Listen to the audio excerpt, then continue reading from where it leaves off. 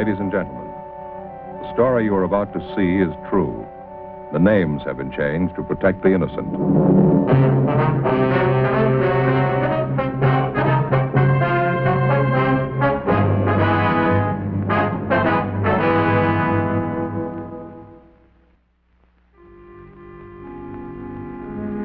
This is the city. From one night to the next, it's never the same. They make it that way. Counting the suburbs, there's 4 million of them. Most of the people have something to add. A few of them are out to take it away. In my job, they're the ones who keep you on the move. I'm a cop. It was Wednesday, September 28th. We were working the night watch out of homicide detail. My partner's Ed Jacobs. The boss is Thad Brown, chief of detectives. My name's Friday.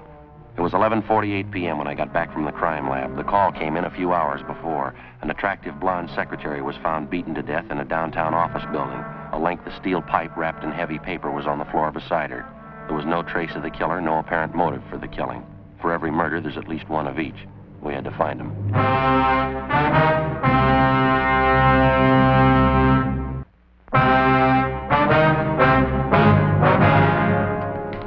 Hi, Opie. Hi, Joe. You seen Jacobs around the last half hour? I was supposed to meet him here. Yeah, he's come and gone. Still around the building, though. He just had a call. Oh, what about? Do you know? Yeah. It was on that killing tonight. Call came from one of the cruiser cars checking the neighborhood down where it happened. Mm-hmm. They find something? Picked up a guy about 3 blocks from the murder scene who was acting suspicious. Been in the cruiser car, figured maybe you'd want to talk to him. They're bringing the man in now, are they? Yeah, You been over checking at the crime lab? Yeah, there's not much. The murder weapon's all we got so far. A piece of pipe with heavy manila paper wrapped around it. Latent prints do any good? Well, they lifted a lot of fingerprints. They all belong to the victim. None of them are foreign. Have you got a toothpick, Joe? I had corn on the cob for dinner tonight. Yeah, there's sure. There's usually some in this top drawer, isn't there? Yeah, there you go. Well, thanks, Joe. I understand it wasn't much to look at, the killing, I mean. It was a pretty vicious thing. The girl took a terrible beating. Who found the body? One of the scrub women in the building. It was an office up on the 9th floor.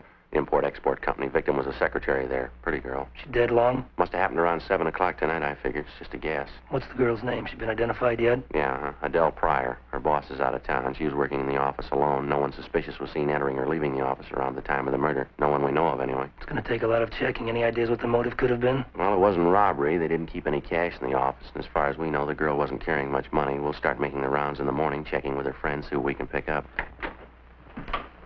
Hi, Joe. Hi, how are you? Bring the guy in yet, Ed? Mm-hmm. Lopey brief you about it, Joe? Well, cruiser car picked up a suspicious-looking guy out near the scene of the murder. That about the size of it? A little more than that. They found the man beating his head against a brick wall in a back alley, about 2 blocks from the office building where we found the body. Mm-hmm. Guy had been drinking heavily when they picked him up. He was pretty far gone. Kept mumbling something about how he didn't deserve to live, how he was a murderer, killer, not too coherent. Did they ask him about the dead girl, Adele Pryor? Yeah, but the stuff he said didn't make much sense. He sobered up a little since they picked him up. Might as well see what we can get out of him before we book him in, huh? Got him in the interrogation room now. Okay, we'll give it a try. Any calls come in, you know where to find us, Loafy, huh? Right, Joe. See you later. All right, thanks. Joe, Yeah. you check the crime lab? Mm-hmm. About all we're sure of is a murder weapon. No prints, no other physical evidence. Maybe it won't matter. Got half an idea we might have the killer now. The guy they picked up, how'd he figure? Just a hunch. I don't think he's drunk as he pretends. Well, we're going to have to place him a lot closer to the murder scene than 2 blocks away. We can't prove a thing the way it stands. I was downstairs when they brought the man in and talked to him while we were bringing him up to the interrogation room. Mm-hmm. Told me he knows the dead girl. All right. Said he was with her an hour before she died.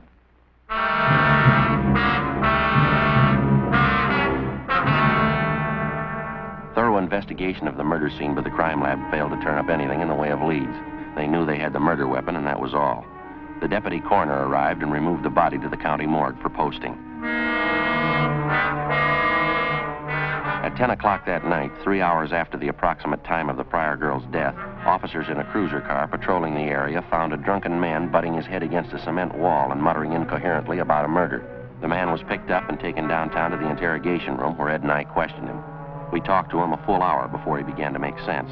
He gave his name as Robert French, age 34, an unemployed engineer. While we questioned him, Becker and Encinas from Homicide checked the hotel room where French had told Ed he was staying. I don't know. I guess I had 3-4 drinks at Dusty's place, and I went down the street to the Blue Canary. Had some more drinks there. I don't remember what happened after that. I wasn't feeling so good. You say you were drinking at Dusty's place around 7 p.m., that right, French? I suppose so. I wasn't watching the clock. I guess it was around 7. Did you talk to anybody while you were in the bar? Oh, no, just the bartender. His name's Sarge. I don't know his last name. He'll tell you I was there. What time was it when you got to Dusty's place, Frank? Oh, I couldn't tell you. For sure, about 6:30. Sarge would probably tell you. The bartender would tell you. A little while ago, you told us you knew Adele Pryor. Yeah, I knew her. I used to work for her husband. Rex's husband. I mean, they've been divorced 7, 8 years now. You said you saw Adele Pryor in her office late this afternoon, French. What was the reason for the visit? I borrowed a couple of dollars from her. She was always pretty good that way. Nice kid. I don't know anybody want to kill her like that. How about the show you were putting on out in the street tonight, French? Beating your head against that wall. Now, what was that all about? Drunk. Really drunk.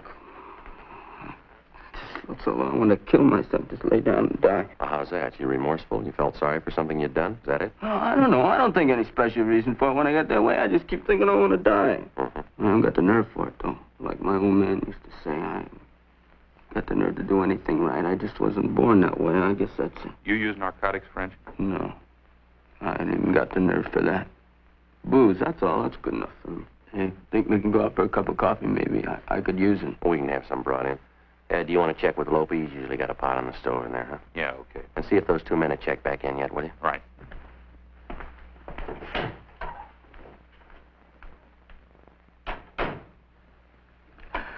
Appreciate it, Sergeant. Sure gonna be mean when this booze wears off. I'd like to ask you a little more about the Pryor girl, French. Just how well did you know her? Not too well. I guess I used to see her maybe once a month. Mm-hmm. Up there at her office? Yeah, that's right. Nice girl. Whenever I was broke, I could always depend on her for a couple of bucks. I liked her. Nice person. Did you ever go out with her? Oh, no, never did. No romance stuff. I didn't like her that way. She was a good person. We got along okay. Want a cigarette? No, thanks. Mouthful of cotton already. How about this business of Adele Pryor lending you money? She think quite a bit of you, did she? Well, I did her a couple of favors once when I was working for her husband, and she was still married to him. She was going out with a guy she liked on the side. She was out with this guy once. I saw them together, and she asked me not to say anything, so I didn't. Before she got a divorce, I used to cover up for her all the time. She never forgot it, I guess. Mm-hmm. How about when you saw her in her office tonight, French? How'd she seem to you, all right then? Yeah, same as ever. I asked her if she could lend me a $5. She did, and I left. It was about 6:15, I guess. Was there anyone else in the office when you left? Yeah. There was a guy waiting in the little reception room there. I don't know who he was. You remember what he looked like? Yeah, a little taller than I am, I guess. My age, had a gray suit on, black hair, kind of dark complexion. I didn't take a good look at him, no. You think you'd know him if you ever saw him again? I'm not sure. Maybe I would. He had a medium build. I think maybe I know him. You say he was waiting in the reception room when you left, huh? Yeah. When I walked out, he got up and started in the office. That's the last I saw him. What was that? I said that's the last I saw him. Joe, see you a minute? Yeah. Yeah. Beckner and Encinas have checked in. Just got back from going over French's hotel room. What'd they find? White shirt, pair of brown shoes, pair of dark trousers. What about them? Blood stains on all of them.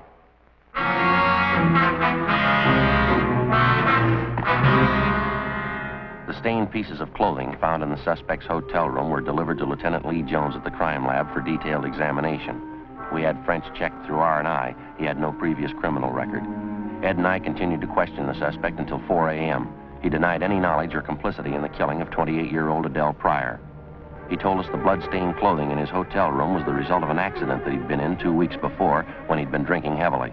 French kept insisting that we check on the dark-haired man who'd been waiting in the reception room of the Pryor girl's office the night before when French left her. We gave the description of the unidentified suspect along with the M.O. to the stats office, requesting them to furnish us with any information regarding any assaults or any solved or unsolved murder. At 4:15 a.m., we booked in Robert French at the main jail on suspicion of 187 PC, murder. The next morning at 10 a.m., the legwork began. Lopez and Beckner from Homicide started checking on the background and the alibi of the suspect, Robert French. It didn't hold much water. None of the people at either of the bars where French said he'd been drinking at the time of the murder could definitely vouch for his presence, but they all volunteered the information that no matter how much he drank, French was never violent toward other people, only himself. Lopez and Beckner continued investigating the suspect while Ed and I checked on the background of the victim, Adele Pryor. At 8:25 p.m., we got back to the office. Hi, I've been waiting for you two. Won't we? You and Beckner do any good? Nothing to celebrate over. Long day, tired feet. Anything new at all? Maybe French is our man. You can't prove it by me. Every place we checked, everybody we talked to, the same answer. Yeah. He's a smart guy with a good education. He's on the bottle and out of work. Everybody seems to like him. He gets drunk, but he never bothers anybody. That's about the worst anybody can say about him. He drinks too much. How about his being friends with the dead girl? Did you dig up anything there? Yeah, but it only proves he was telling you the truth. As far as we could find out, there's nothing going on between the two of them. Everything we got, it only verifies what he told you. He had no interest in the girl except to borrow off her when he was broke. Mm-hmm. You got in touch with the girl's ex-husband, did you? Yeah, but we couldn't add anything. We're all clear there. By the way, Lee Jones called from the crime lab just before you came in. What do you have, Lopi? Well, he finished testing the bloodstains on those clothes they found in French's hotel room. None of the stains on them matched the victim's blood type. Another dead end. Yeah, it's hard to figure. Sure got me stopped. Oh, this just came in. Report for you from the stats office. He asked me to make a run for you on something last night. Mm-hmm. What's it look like? Doesn't help much. Looks like more legwork. What's that, Joe? Well, French told us when he left Adele Pryor last night there was a man in the reception room waiting to see her. He gave us the guy's description, and the stats office made a run on it for us. It's the best one they got. Yeah. Guy's name is William Tanner, WMA, 32 years old, 5'9", 160 pounds, dark hair, dark complexion. Fits the description French gave us of the guy. Yeah, well, the rest of it's a lot closer to home. How do you mean? William Tanner was a prominent suspect in the Donaldson murder last September. The testimony of friends and relatives subsequently cleared him. The Donaldson murder is still unsolved, you know. Mm-hmm. What's the point? Well, the same thing that killed Donaldson killed Adele Pryor. How do you mean? Piece of steel pipe wrapped in paper.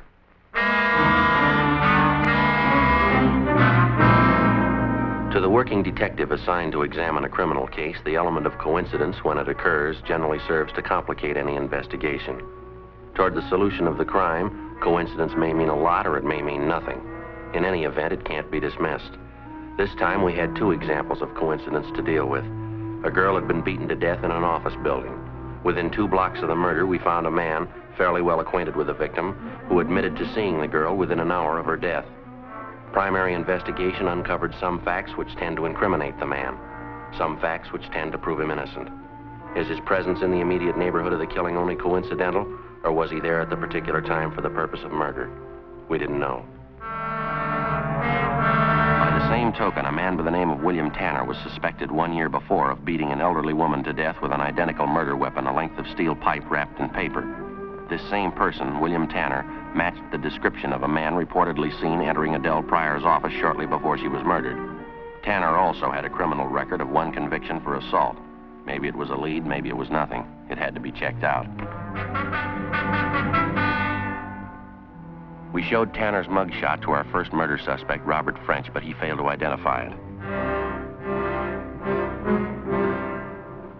When we found that William Tanner had moved from his last known address, we checked with his next of kin, his brother, Martin Tanner. He was with the city fire department. We found him on duty at the neighborhood fire station on Norwich Avenue. No, I'm afraid not, Sergeant. Haven't seen my brother Bill in 3 weeks now. If he's not at his apartment, I couldn't tell you where to find him. We tried the last address we had on him. He wasn't there. 8625 Norman Road. Oh, no, I moved out of there 6, 7 months ago.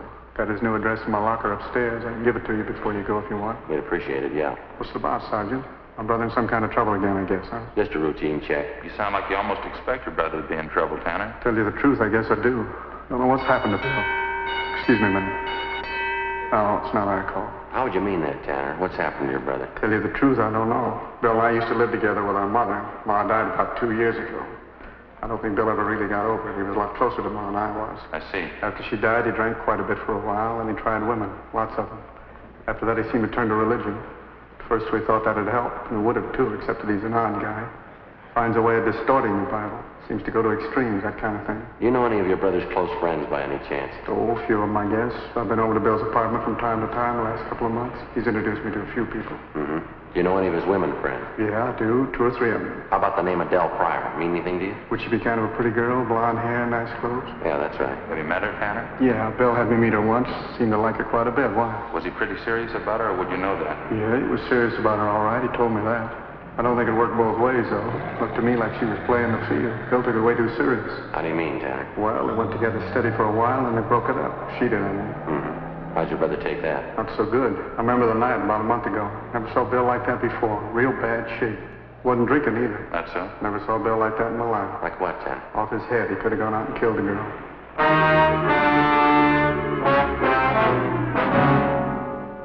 Before we left the fire station, we got William Tanner's new address from his brother Martin. It was the same address as that of the murdered girl, Adele Pryor, an apartment house close by the intersection of Wilshire and La Brea.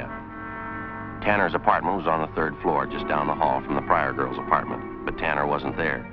The apartment house manager told us that he'd moved out the night before without leaving any forwarding address. Ed put in a call to the suspect's place of business, an industrial chemical company where Tanner was employed as assistant office manager. What was the reason, sir? Oh, I see. Uh-huh. Yeah. Well, thank you very much, sir. We'll be checking with you later. Bye. What'd he say? Tanner left yesterday, quit without giving notice. Told him he had a better job lined up. Where? South America.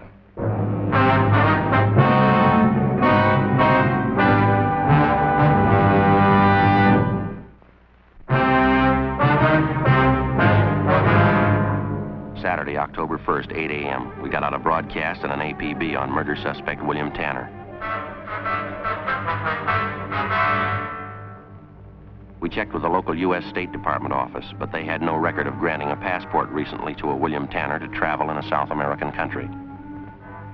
We talked to the various consulates in the city representing South American nations, but none of them had issued a visa to a William Tanner recently or anyone answering his description. Together with Lopez and Beckner from Homicide, Ed and I continued the search for the missing suspect. The deeper we checked into his background, the more we became convinced that mentally Tanner was far from normal. Most of the people who knew the suspect told us the same story his brother had given us. In recent months, Tanner had taken strongly to religion. He attended revival meetings and similar religious exercises every night in the week. He talked nothing but repentance. He quoted the scriptures constantly. He adopted the habit of carrying a Bible with him wherever he went, reading from it aloud every chance he got. He kept urging his friends to join him in being saved. On Monday, October 3rd, we began a check of the various revival halls. On Wednesday, October 5th, we found him. He was attending a gospel revival in a meeting hall in the south end of the city.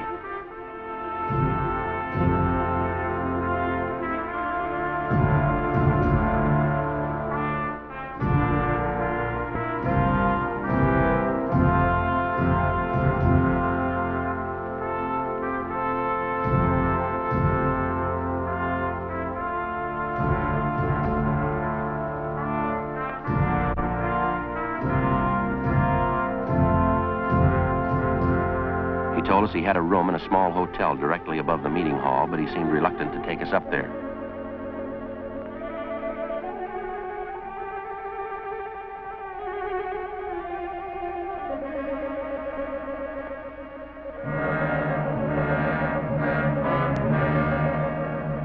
While Lopez and Beckner got a pass key from the manager and went up to check the room, Ed and I questioned Tanner. I was sorry to hear about Adele, what happened to her. It's a terrible thing, isn't it? Yes, sir. We understand you knew Adele Pryor fairly well, Mr. Tanner. That correct? Yes, that's correct. I liked her quite a bit at one time. We used to see a lot of each other. I was engaged to her, you know. How is it you never married Tanner? Did she break off the engagement? Oh, no.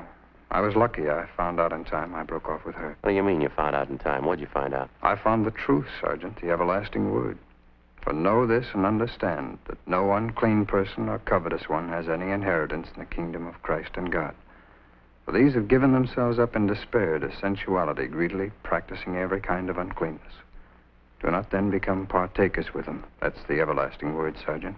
The holy book. Yes, sir, but I'm not quite sure I follow you. Open your eyes and ears to the everlasting word, and you will know and understand all things. It's very simple, officer. I don't want to say anything uncharitable about her. Adele wasn't for me. I'm glad I found out in time, that's all. When's the last time you saw her, Tanner? You remember? No, I don't. Not exactly. I think I saw her a week or so before it happened, before they found her dead. Where was it you saw her? How's that? I say, where was it the last time you saw her? On the street. It was downtown somewhere. I passed her on the street. You used to live in the same apartment house she did, isn't that right? Right down the hall from her? Yes, I did. Why? And for a full week, you didn't happen to see the Pryor girl around the apartment building at all? No, that's right. When I broke off with Adele, that was it. I had no reason to see her anymore. It's not too clear, Tanner. It doesn't jive with what we've been told about you and the Pryor girl. Well, they're lies, of course. I suppose you know that. Adele was a beautiful girl, very beautiful. A lot of men she knew were jealous of me. Well, now, the way we understand it, Tanner, you never did break off with Miss Pryor. You were going around with her, and you were seen with her right up to the day of her death. Well, that's certainly a lie. I can prove that. As soon as I found out about Adele, that was weeks before she was killed. As soon as I found out, that was the end. I broke off with her right away. I'd like to know what you're referring to, Tanner. You found out what? Adele. She was one of those. What? Well, I'm sorry, she was. A sinner. I almost went out of my mind when I found out she knew it was wrong. She must have known. It's right there in the book for anybody to read. Do not let sin reign in your mortal body so that you obey its lusts. What are you trying to tell us? It was terrible. She sinned all the time. She committed terrible sins. Come on over to the side there with me. I can tell you all about her. I'd just as soon nobody heard us. Sure, go ahead.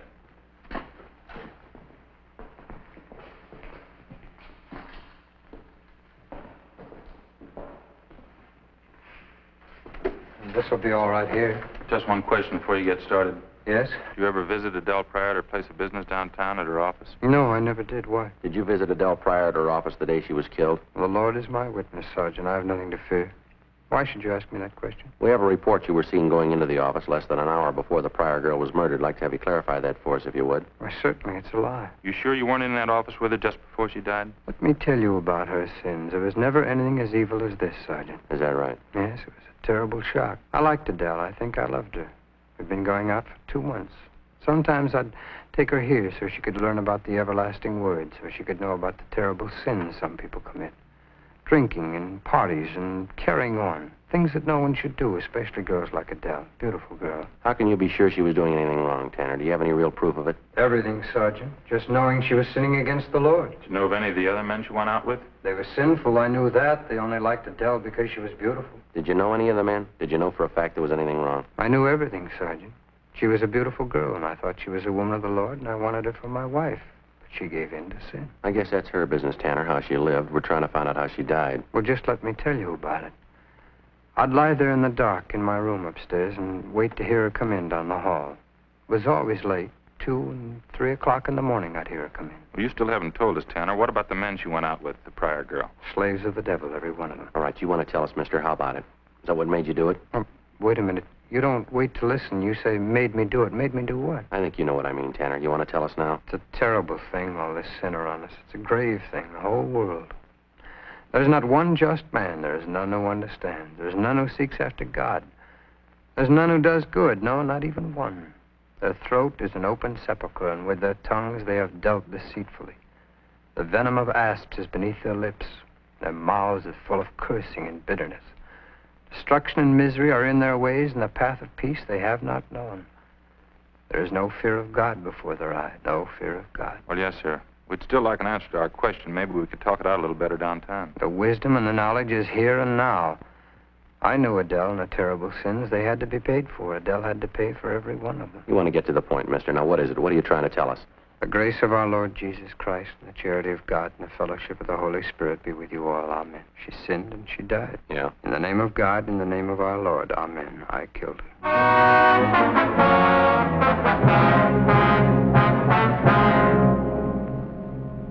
William Harold Tanner was brought downtown immediately, where he volunteered a complete statement admitting full guilt for the murder of Adele Pryor.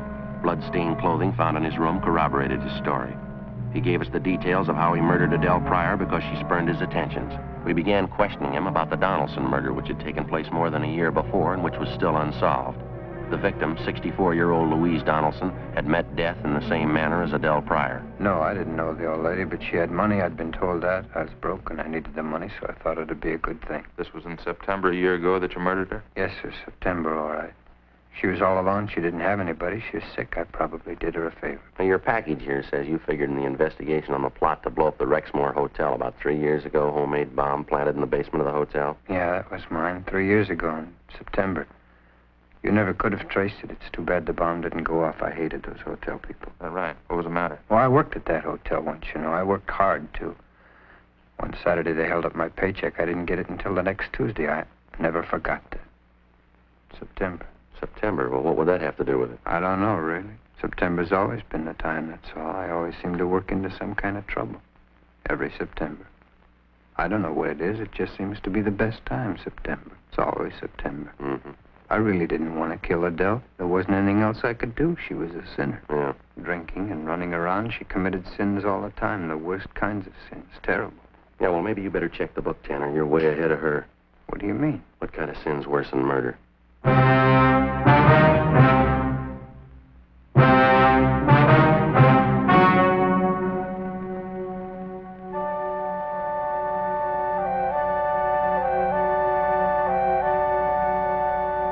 On On January 10th, trial was held in Superior Court, Department 87, City and County of Los Angeles, State of California. In a moment, the results of that trial.